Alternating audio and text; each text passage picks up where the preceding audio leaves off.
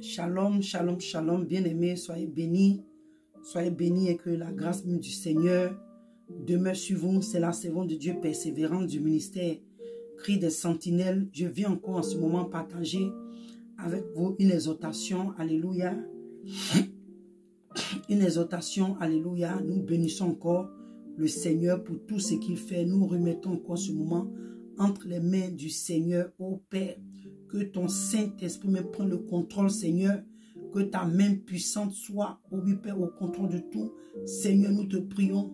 Jésus-Christ de Nazareth, Père, que ta parole dans ma bouche soit du feu, Seigneur mon Dieu, Père. Seigneur, dispose-nous et donne-nous la capacité de comprendre ce que tes écritures, ô Père, Seigneur, veulent dire.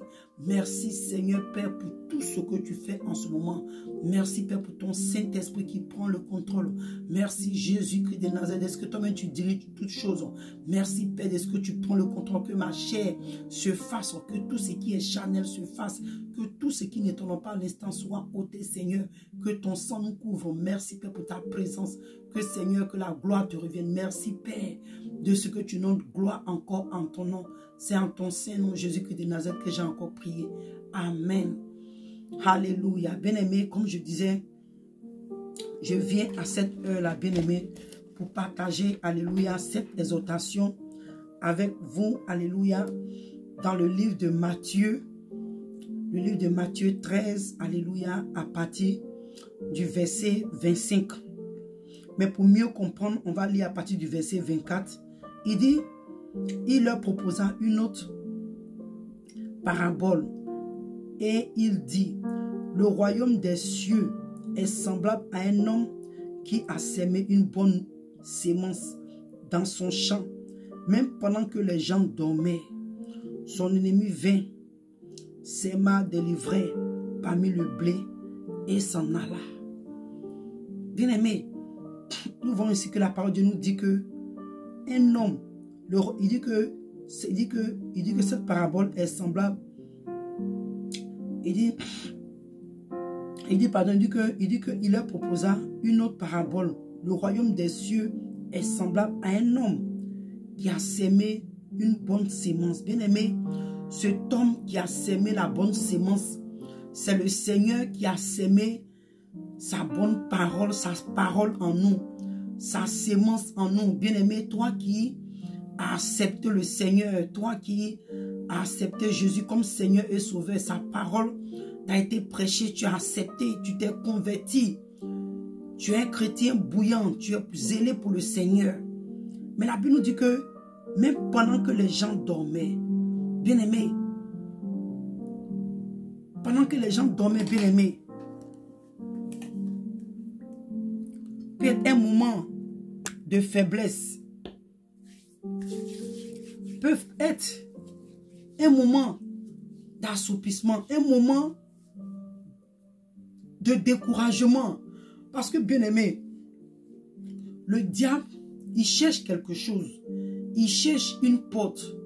Il cherche une ouverture. Il cherche une occasion.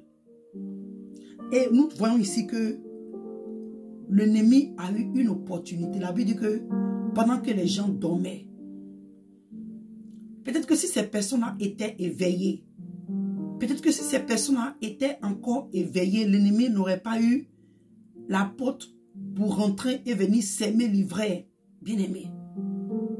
Donc on voit là que pendant que les gens sont endormis, pendant qu'il y a un moment de relâche dans ta marche avec le Seigneur, pendant un moment d'épreuve, parce que qu'est-ce que le diable cherche? Il cherche les moments d'épreuve.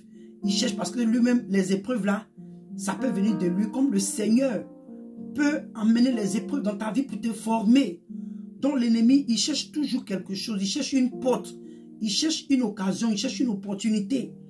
Ça peut être un moment d'épreuve, un moment de découragement, un moment où tu as reçu une mauvaise nouvelle, un moment où les choses autour de toi ne sont pas comme tu veux.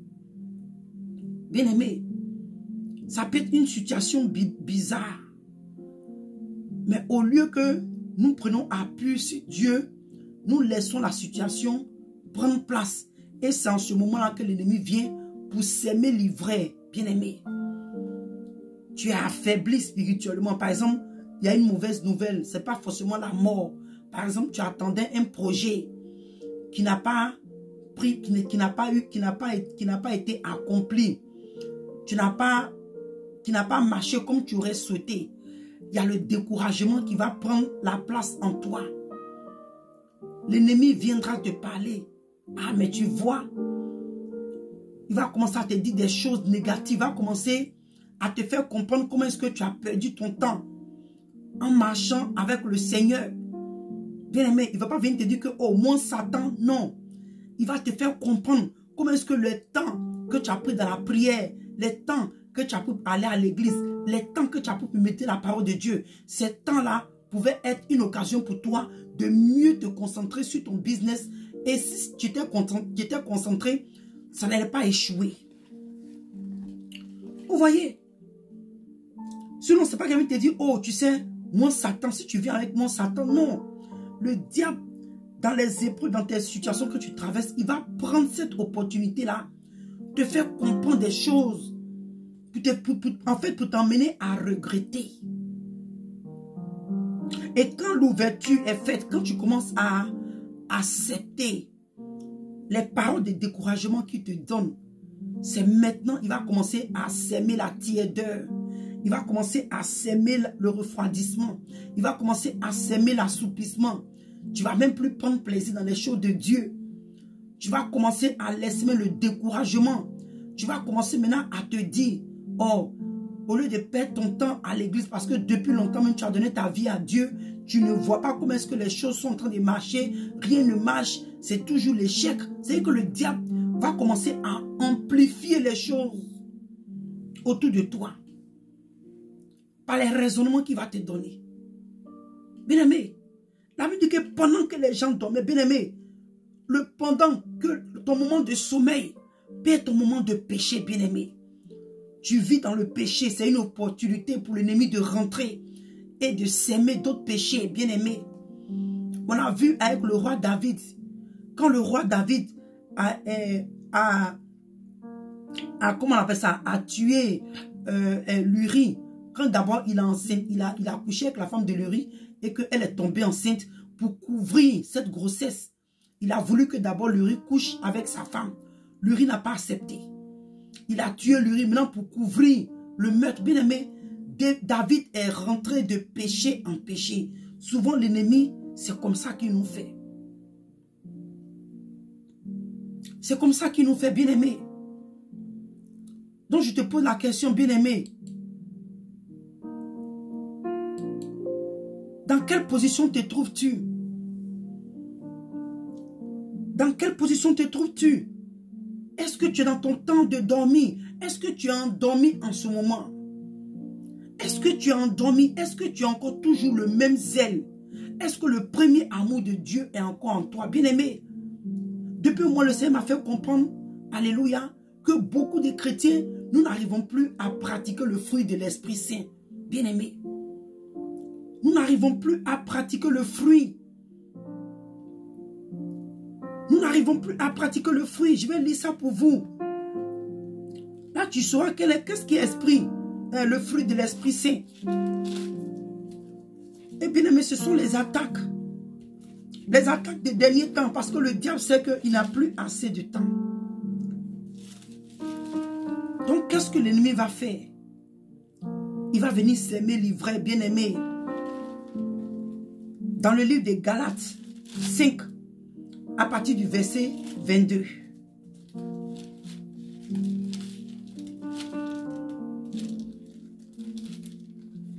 Il dit, mais le fruit de l'esprit, c'est l'amour, la joie, la paix, la patience, la bonté, la bénignité, la fidélité, la douceur et la tempérance. Le Seigneur m'a dit, beaucoup de chrétiens, nous ne pratiquons pas ces choses dans la maison de Dieu.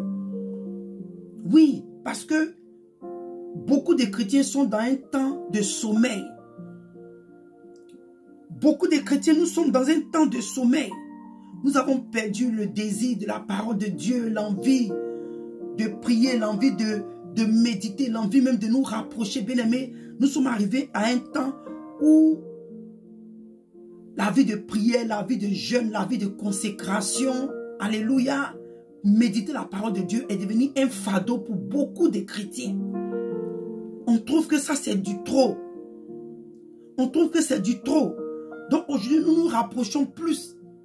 Où on veut seulement que les gens, aujourd'hui, on veut que les gens seulement prient pour nous. On veut que les gens jeûnent pour nous. C'est-à-dire qu'aujourd'hui le chrétien est en train de faire comme les 5 folles vierges qui sont allés demander lui. Non.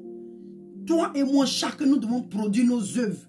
Nous devons accomplir notre relation personnelle avec le Seigneur. Avec le Seigneur. Et malheureusement, beaucoup de chrétiens, nous sommes rentrés dans cette phase-là. Aujourd'hui, beaucoup de chrétiens, comme je l'ai dit, on veut que telle personne, tel prophète prie pour moi, telle personne prie pour moi, telle personne jeûne pour moi. Aujourd'hui, on trouve, c'est que notre spiritualité, nous la déposons entre les mains de quelqu'un d'autre. Et c'est cette personne-là qui doit vivre notre vie chrétienne pour nous, bien-aimés. Mais c'est dommage. Bien-aimé, il dit, mais pendant que les gens dormaient, bien-aimé, pose-toi la question. Est-ce que tu as un temps de sommeil? Est-ce que tu es dans un temps de sommeil? Examine ta vie chrétienne. Examine ta marche chrétienne avec le Seigneur. Examine ta marche avec le Seigneur. Est-ce que tu es encore bouillant pour le Seigneur comme quand tu avais accepté l'évangile depuis le début? Bien-aimés, nous tous arrivés au moment de notre marche chrétienne, nous avons eu ces moments de tiédeur, ces moments de refroidissement. Il y a eu ces moments de relâchement, bien-aimés. Moi, arrivé au moment de ma vie chrétienne, j'ai rétrogradé. Les choses que je ne pouvais pas pratiquer, les choses que je ne pouvais pas faire, j'ai commencé à les refaire. Ça a pris la grâce de Dieu de me ramener à lui. Et c'est comme ça qu'il s'est révélé à moi dans le dépouillement. Bien-aimé. C'est vrai qu'avant, je connaissais le dépouillement, mais il n'était pas, c'était à 50%. Donc, bien-aimé, examinons-nous. Parce que pendant que tu es endormi, pendant que tu négliges ta vie de prière, pendant que tu négliges ta vie de jeûne, pendant que tu négliges ta vie de consécration, bien-aimé, pendant que tu es en train de murmurer, pendant que tu es en train de te plaindre, bien-aimé, l'ennemi prend de l'ampleur. L'ennemi prend de l'ampleur dans ta vie chrétienne, dans ta marche, dans ta relation, dans ton salut. Parce que petit à petit, il va éteindre la flamme, le feu qui est en toi. Donc, bien-aimé, ce message-là vient pour réveiller quelqu'un, pour te dire, examine-toi, examine ton cœur. Tu es prophète, tu es prophétesse, tu es pasteur, tu es évangéliste. Tu es docteur, bien-aimé. L'épreuve, c'est à chaque niveau. Ce n'est pas parce que telle personne est prophète ou elle est prophétesse. Non, chacun d'entre nous, nous sommes éprouvés, bien-aimés. Donc, ce message-là vient pour te... Toi-même, pose-toi la question, bien-aimé. Quelle est ta position? Quelle est ta position, bien-aimé? Parce que, comme je le dis là, pendant que tu es découragé, le diable va prendre ce découragement-là pour s'aimer d'autres choses. Pendant que tu es en train de murmurer, pendant que tu es affaibli, tu n'arrives plus à prier, tu n'arrives plus à méditer la parole de Dieu. Bien-aimé, aujourd'hui même, il y a des personnes qui n'ont même plus, quand ils vont à l'église, ils s'ennuient. Quand ils vont dans la maison de Dieu, ils s'ennuient. Comment tu peux aller à l'église et puis tu es ennuyé? Il y a eu l'ivraie qui a été sémée en toi. Surtout quand ils vont dans une église de vérité. Surtout quand tu vas dans une église de vérité où la parole de Dieu est prêchée pour que ton âme soit sauvée. Quand tu vas dans cette église, tu es ennuyé, oui. Parce que l'ennemi a sémé l'ivraie. L'ennemi a sémé la tiédeur en toi. L'ennemi a sémé le refroidissement. L'ennemi a sémé l'assoupissement. L'ennemi a sémé, quoi encore? La mort spirituelle en toi. Oui, parce que tu as ouvert une porte. Il y a eu une ouverture. Il y a eu quelque chose qui s'est passé. Tu as relâché quelque part dans les voies de Dieu bien-aimé. On va aller dans le livre de Romains rapidement, puis on revient ici.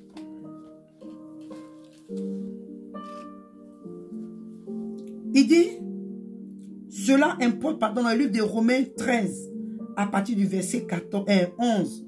Il dit cela importe d'autant plus que vous, il dit plus que vous savez en quel temps nous sommes. C'est l'heure de vous réveiller enfin du sommeil. Bien-aimé, toi-même là, tu te dis, oh, tu sais que oh, le Seigneur arrive. Le Seigneur arrive bientôt, le Seigneur est à la porte.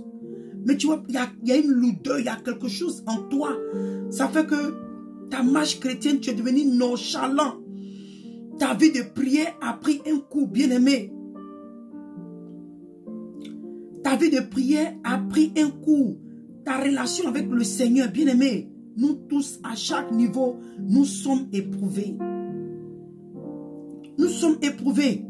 Donc, il dit ici que toi et moi, on sait à quelle heure nous nous trouvons. C'est l'heure de nous réveiller du sommeil, de l'assoupissement. Là où l'ennemi avait sémé de l'ivraie dans ta vie. Là où l'ennemi avait sémé l'assoupissement, le découragement, les épreuves, les attaques où le diable est passé par quelque chose pour tuer ta foi, bien-aimé. Ce passage, ce message-là vient pour te réveiller, pour t'encourager. Pour te dire que, bien-aimé, c'est le temps pour toi de te réveiller de ce sommeil. C'est le temps pour toi de sortir de cette position de découragement, de faiblesse spirituelle. C'est le temps pour toi de prendre conscience, bien-aimé. C'est le temps pour toi et moi de prendre conscience et de nous réveiller de ce sommeil spirituel, bien-aimé. Beaucoup de chrétiens de la maison de Dieu sont endormis spirituellement. Moi, le Seigneur m'a dit, à chaque fois que je prie pour l'église, je prie toujours pour ce sujet. J'ai dit, prie contre le refroidissement de l'église. Prie contre la tiédeur, bien-aimé. Il dit qu'à maintenant, le salut est plus près de nous que lorsque nous avons cru, bien-aimé. Tu es assoupi, tu es alourdi, tu es découragé. Mais tu oublies. Il dit que le salut est plus près de nous que lorsque nous avons cru.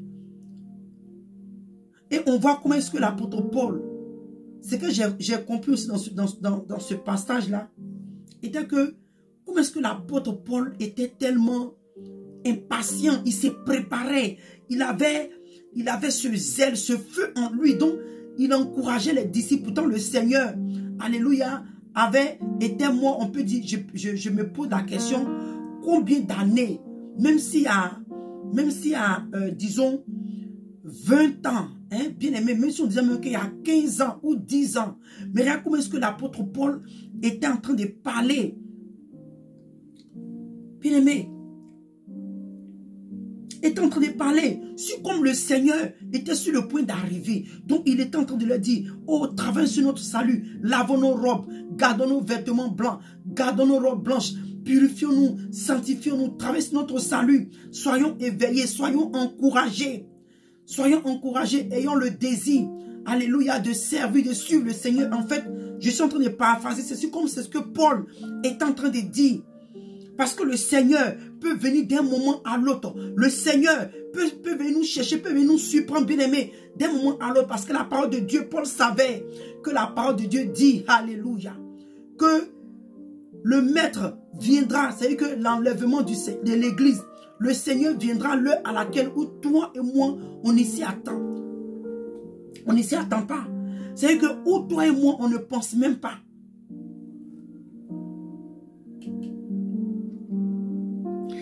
Toi et moi, on ne s'attend même pas. C'est là que le Seigneur va venir prendre l'église. Donc l'apôtre Paul, par cette exhortation, il encourageait. Bien aimé, c'est vrai. Peut-être que depuis un moment, il y a eu des choses dans ta vie, tu es découragé, et souvent même, quand tu réfléchis à la situation, c'est tellement bizarre. Mais bien aimé, ce message-là vient pour te réveiller, pour t'encourager, pour te dire que c'est vrai. Il y a eu des moments de faiblesse, mais c'est le moment de te lever, bien aimé, parce que la parole de Dieu nous dit quoi dans le livre de Psaume, dans le livre, je vais lire ça rapidement, c'est un passage qui me vient en tête. Dans le livre de Psaume 126, si je ne me trompe pas, entre 126 ou 121, attendez, on va lire ça rapidement. Ok, je crois que c'est, non, Oh non, non, non. Attendez.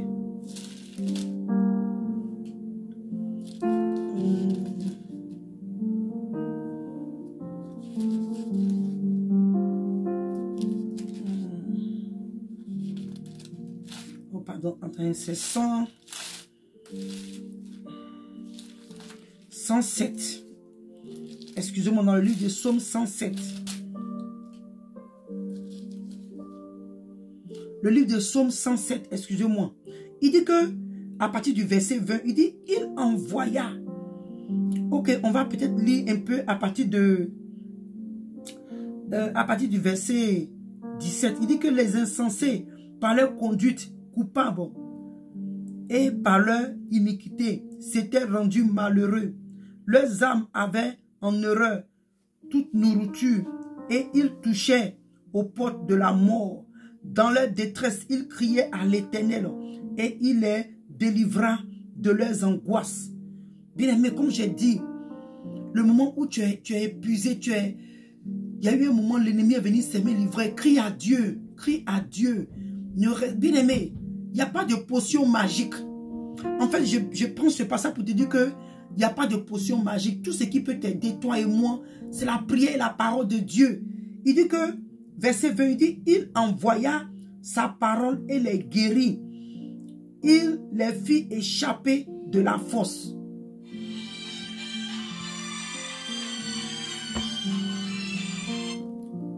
De la fosse, bien-aimé. La parole de Dieu nous dit que le Seigneur a envoyé sa parole. Donc c'est comme ça que cette parole-là vient, bien-aimé, en cette heure, en ce moment-là, bien-aimé, pour te guérir. Alléluia. Pour te réveiller, pour t'encourager, pour t'exhorter, bien-aimé. Toi et moi, la parole de Dieu vient en ce moment-là, bien-aimé, pour nous guérir. Quelles sont les plaies, les blessures intérieures, qu'est-ce que nous avons en nous? Quelles sont les difficultés? Bien-aimé, il n'y a pas de potion magique. Quelqu'un te dit, oh, tu n'arrives plus à prier, va t'arrêter, fais ton pied comme ça. Non, bien-aimé. C'est forcément par la prière. Tu dois crier à Dieu. Tu dois crier à Dieu, bien-aimé. Tu dois implorer la miséricorde, la grâce de Dieu. La grâce de Dieu. Et quand tu vas commencer à faire, il dit qu'il envoya sa parole et les guérit et les fit échapper. Parce que la parole de Dieu est vie. Quand elle t'instruit, ce que la parole de Dieu donne, les instructions que la parole de Dieu te donne, bien-aimé, c'est ce qui va te faire échapper de ce piège. C'est ce qui va te faire échapper des plans, des projets que l'ennemi est en train d'emmener contre ta vie, pour t'emmener, pour te garder dans la mort spirituelle. C'est la parole de Dieu qui va te faire sortir de ce piège-là. Alléluia. Donc il dit que il les fit échapper de la fosse. Parce que quand tu es pris au piège, quand tu es dans les pièges de l'ennemi, quand l'ennemi t'envoie des choses sur le chemin, bien-aimé, c'est la parole de Dieu. La parole de Dieu dans le livre de Psaume. Alléluia. Le Psaume 119, à partir du verset 105. Il dit que la parole de Dieu, il dit qu'elle est une lampe. Attends, on va lire ça rapidement. Parce que moi, j'aime bien lire pour ne pas tromper les gens. Alléluia. Le livre de Psaume 119.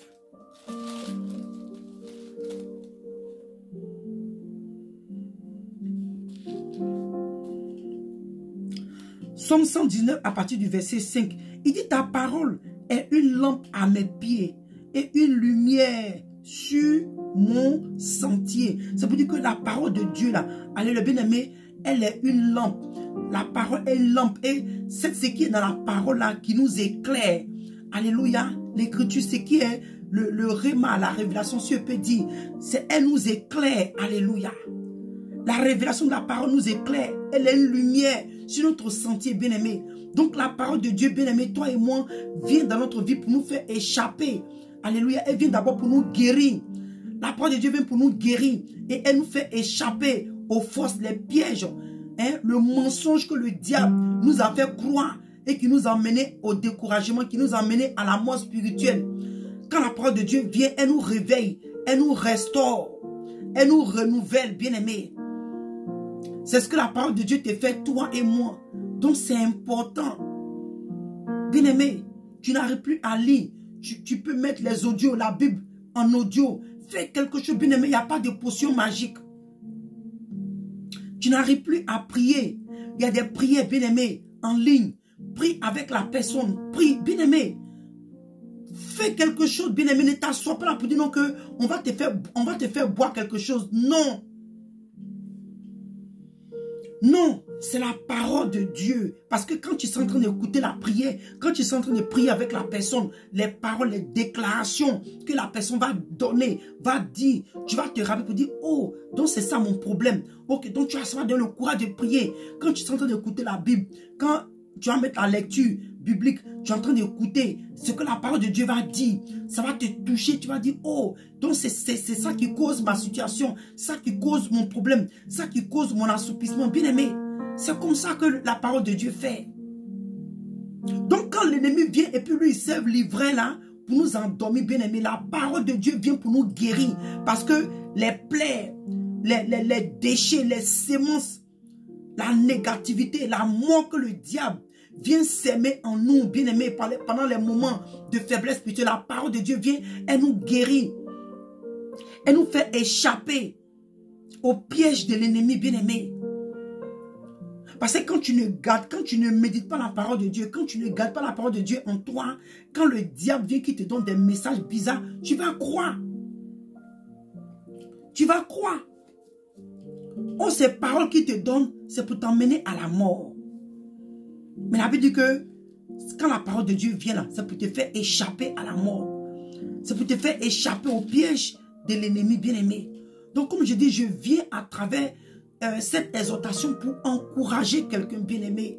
Je sais que ce n'est pas facile, mais dis-toi bien-aimé, la parole de Dieu nous dit que depuis au temps de Jean-Baptiste, le royaume des cieux est forcé. On n'a pas dit que il y a des potions magiques qu'on doit boire, il y a des choses. Non, non, non. Depuis le temps de Jean-Baptiste, tu dois te forcer, bien-aimé. Tu dois te forcer. C'est qu'il y a quelque chose que toi-même tu dois faire. Tu dois prendre la résolution. La Bible dit quoi? Que Daniel a résolu de ne pas se souiller avec les mains du roi, bien-aimé.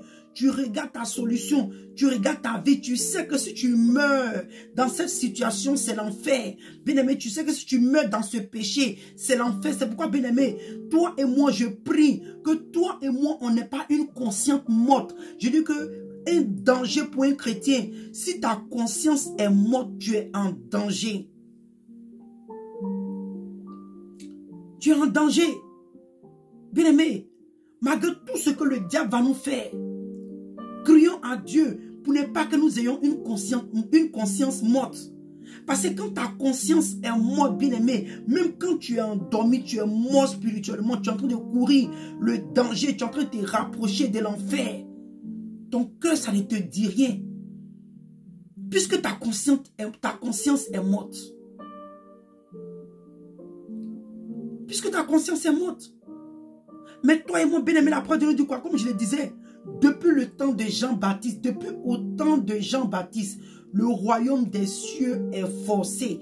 Et la Bible nous dit que c'est ceux-là qui seront violents. Violents, c'est pas que tu vas être arrogant, tu es violent dans le physiquement, non, avec les gens. Mais tu dois travailler sur ton salut, tu dois être violent sur toi-même.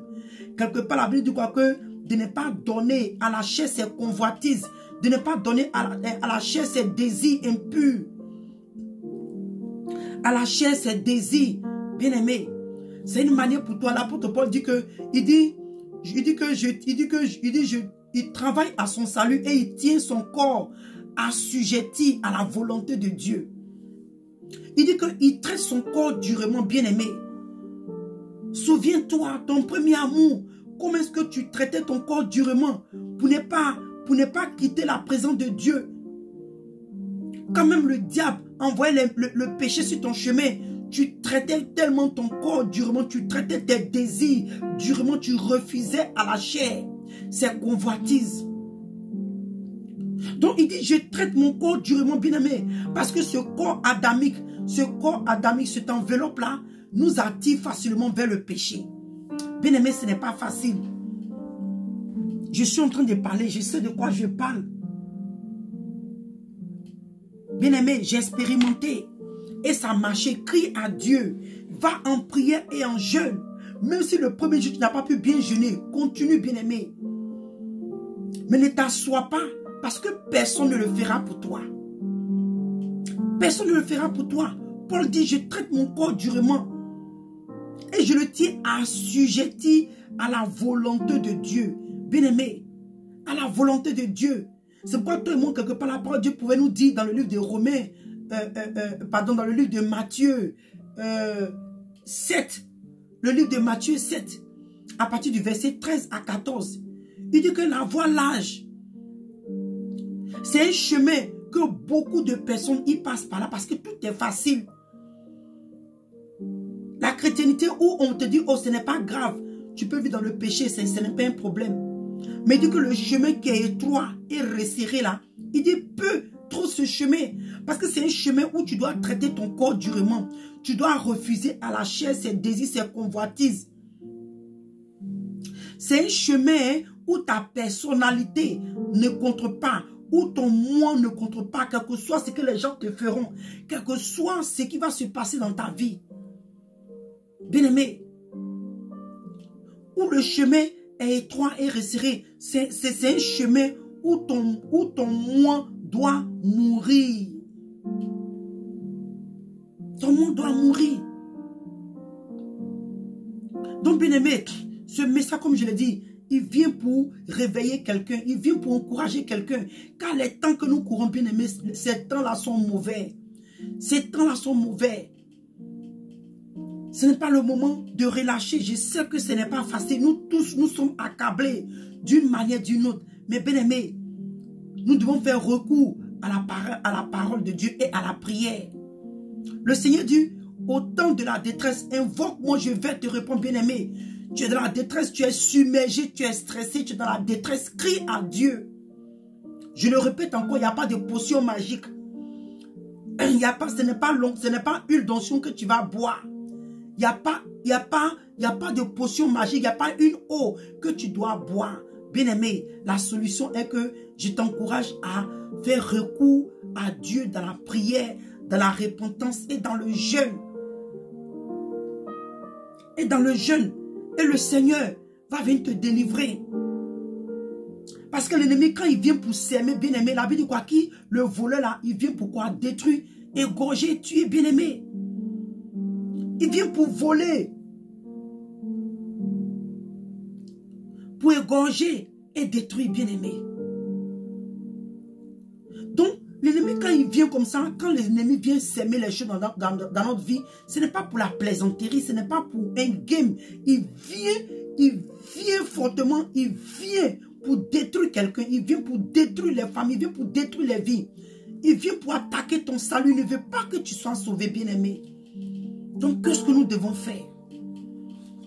Faire recours à Dieu. Il dit, invoque-moi le jour de la détresse, bien-aimé. Tu n'arrives plus à prier. Tu n'arrives plus à lire la Bible. Tu n'arrives plus que tu commences à perdre le désir des choses de Dieu, de la parole de Dieu. Tu commences à être désintéressé. Quand il s'agit de la chrétienté, bien-aimé, tu es en danger. Tu es en danger. Crie à Dieu. Crie à Dieu. Alléluia. Crie à Dieu. Nous sommes à la fin de notre message.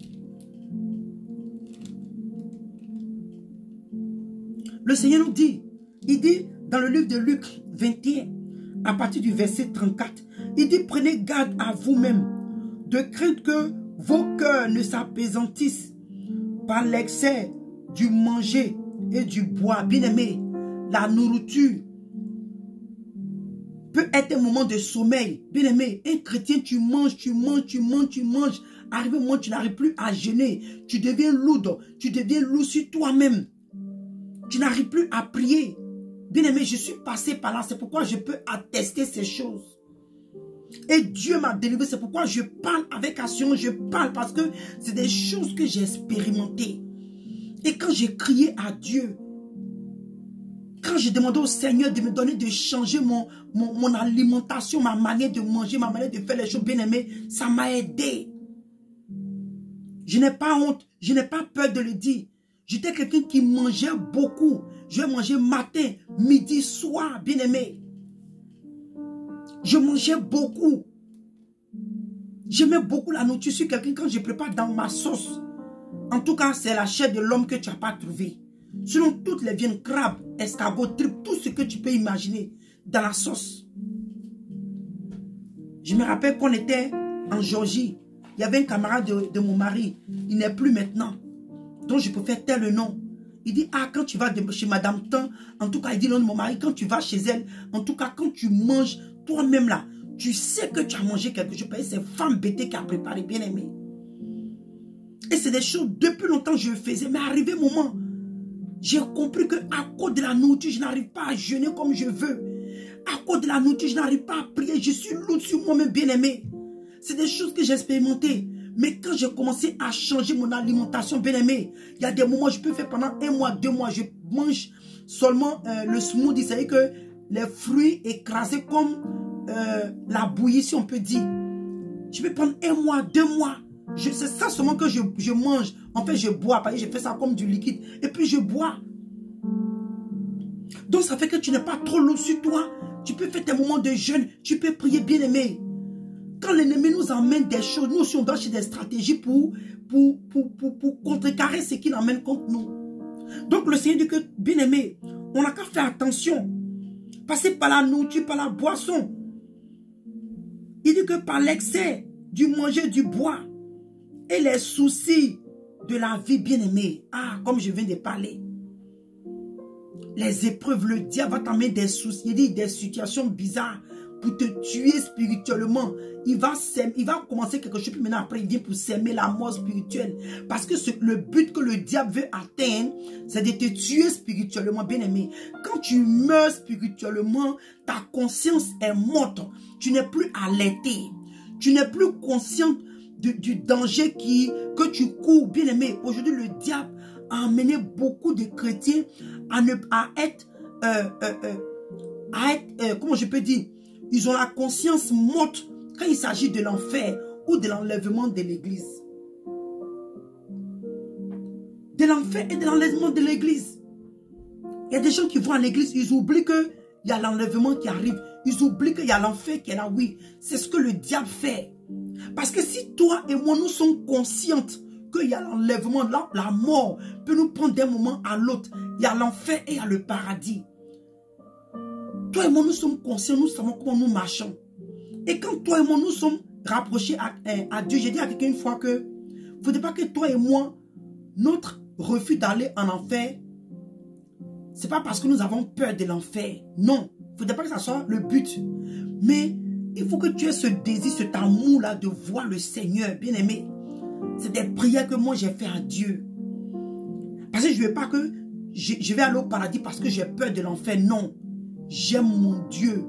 Je veux voir, je veux toucher mon Dieu. Je veux l'expérimenter, bien aimé. Je veux voir sa gloire. Je veux voir la gloire de mon Dieu. Je veux me retrouver dans sa présence, bien aimé. Le diable fait beaucoup de choses, bien aimé. Mais nous aussi, réveillons-nous. Donc il dit, et par les soucis de la vie, il dit, et que ce jour ne vienne sur vous à l'improviste, car il viendra comme un filet sur tous ceux qui habitent sur la terre. Pardon, il dit que sur la face de toute la terre. Bien aimé, les épreuves, la fin des temps.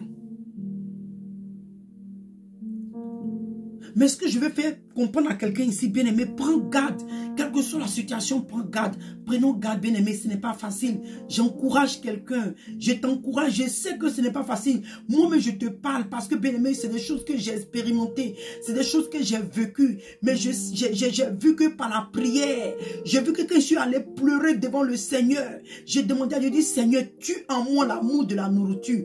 Tue en moi, bien aimé. Aujourd'hui, j'ai enlevé carrément la viande, surtout la viande rouge, dans mon alimentation. Il y a beaucoup de choses que je ne mange plus, bien aimé. Parce que j'ai compris que c'est des choses que ça me tuait spirituellement. Quand je vais jeûner, j'ai envie de manger ça, j'ai envie de manger ça, j'ai envie de manger. Donc ça fait que j'ai dit, oh, après je vais jeûner. Mais bien aimé, ça a pris la prière, dit, Seigneur, tue en moi l'amour de la nourriture. Je vais manger quand j'ai faim et quand c'est nécessaire. Bien-aimé, je prie que cette exhortation ait encouragé quelqu'un. Je prie que cette exhortation-là, toi-même te réveille pour t'emmener à te reprendre. À te reprendre.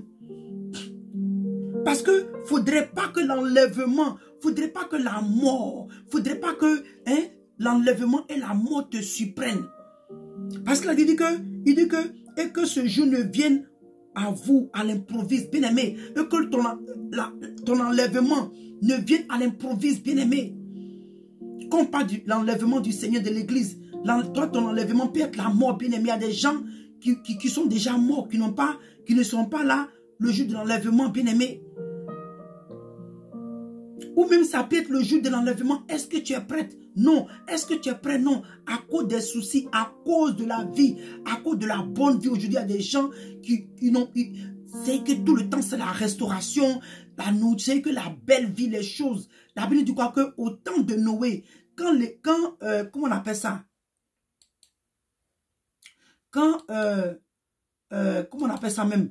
Quand le Seigneur, pardon, quand Noé avait fini de construire l'arche et que les gens étant, les animaux et sa famille de 8 personnes étaient en train de rentrer dans l'arche. La Bible dit quoi? Que personne ne se souciait. Ils étaient en train de vivre comme tout allait bien, comme tout était normal. Mais jusqu'à ce qu'ils se rendent compte, l'arche était déjà fermée. Il était trop tard, bien-aimé. Il était déjà trop tard, bien-aimé. Parce que le Seigneur t'a averti, toi et moi ici, que il nous demande de prendre garde, d'être sobre. Parce que notre ennemi, le diable, il est comme un lion rugissant, cherchant qui va dévorer. Bien-aimé, comme le livre de Romains peut te dire aussi, toi et moi, ne nous conformons pas à ce siècle présent. Parce que quand nous serons conformés à ce siècle présent, cela ne nous donnera pas l'opportunité d'être alertés. Cela ne va pas nous donner l'opportunité de prendre garde. Parce que nous allons nous laisser emporter par cette génération perverse. Mais dis-toi et moi, de ne pas nous laisser. De ne pas nous laisser emporter. De ne pas nous laisser entraîner par les idées de cette génération.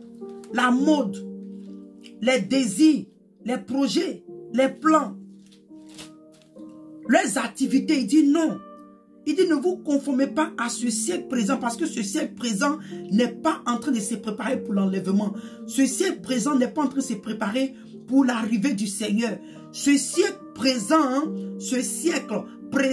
n'est pas pour préparer des sanctifiés. Ce siècle présent ne veut pas t'aider à préparer ta robe, ni à garder ta robe blanche. Mais au contraire, elle va t'emmener à courir pour satisfaire la chair, les convoitises de la chair, les désirs de la chair. Et il dit, mais soyez transformés, bien-aimés. Toi et moi, c'est le moment d'être alertés, d'être transformés par le renouvellement de notre intelligence, afin que nous discernons quelle est la volonté de Dieu et ce qui est agréable et parfait à Dieu. Donc, bien-aimé, je t'encourage, justement, arriver à la fin de ce direct. Bien-aimé, le Seigneur te demande, toi et moi, bien-aimé, avec tout ce que je t'ai dit, là où l'ennemi a semé l'ivraie, il n'y a pas de potion magique, au contraire. Va en prière, tu n'arrives pas à prier. Mets les audios, c'est pourquoi les audios aujourd'hui. Mets les audios, écoute, prie avec les audios, écoute la lecture biblique, ça va t'aider. En même temps, tu pries un peu dans ton cœur, Seigneur, parle-moi, bien-aimé. Ne t'assois pas là, lève-toi, fais quelque chose, bien-aimé. Je suis passé par là, c'est pourquoi je te dis encore, je le répète. Et le Seigneur te dit que toi et moi, pour éviter maximum, pour y arriver, à éviter ces choses, il dit que toi et moi, il ne faudrait pas qu'on se laisse conformer par ce siècle présent. Mais je descends un peu, il dit que, afin que toi et moi, on puisse discerner. On peut discerner quelle est la volonté de Dieu, bien-aimé. Toi et moi, nous devons discerner quelle est la volonté de Dieu dans ces derniers temps. Nous devons apprendre à discerner qu'est-ce que Dieu veut que nous fassions.